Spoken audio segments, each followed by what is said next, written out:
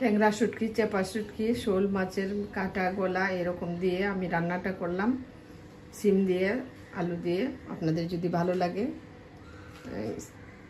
Like share comment করবেন, জানাবেন কেমন হয়েছে।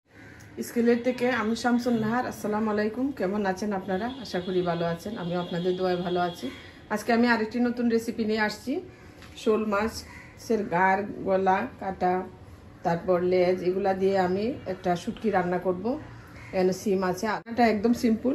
এখানে ট্যাংরা শুটকি আছে, চাপা শুটকি আছে, ধনে মরিচ আর রসুন, কাঁচা মরিচ আর কিচ্ছু লাগবে না। লবণ দিয়ে রান্নাটা বসাই দিব। দেখেন আমি রান্নাটা কীভাবে বসাই।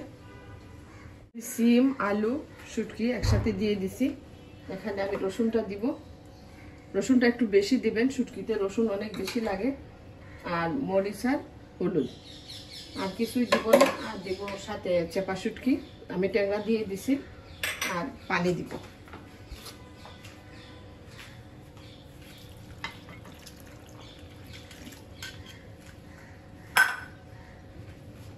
আমি দেখে একটু নাড়াচাড়া করে দিই।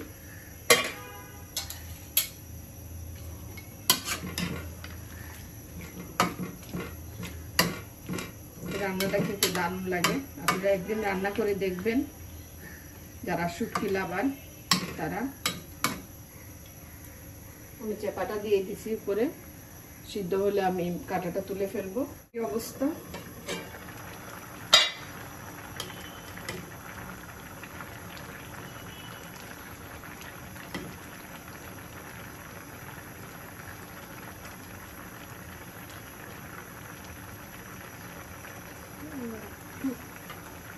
হাত দিয়ে তুলে কাঁটাটা উঠাই নিই।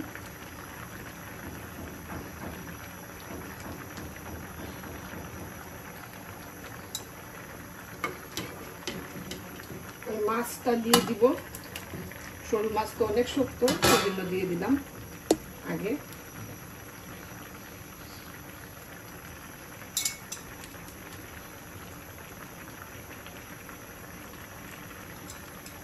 শুটকিটা শক্ত রয়েছে, একটু পরে কাঁটা উঠাবো। একটা উঠাইছি, এটা কেমন হয়েছে দেখি। মোটামুটি হয়ে গেছে। আমি কাঁচামরিচটা দিয়ে দিচ্ছি। কাঁচামরিচ এটাতে বেশি লাগবে, আপনারা চাইলে কম বেশি করতে পারেন। যারা জাল কম খান কম দিবেন, যারা জাল বেশি খান বেশি দিবেন। জাল হলে ভালো লাগে শুটকি। আমার শুটকিটা দেখেন কেমন হয়েছে। আমি লবণটা চেক করে নিছি, একদম ঠিক আছে।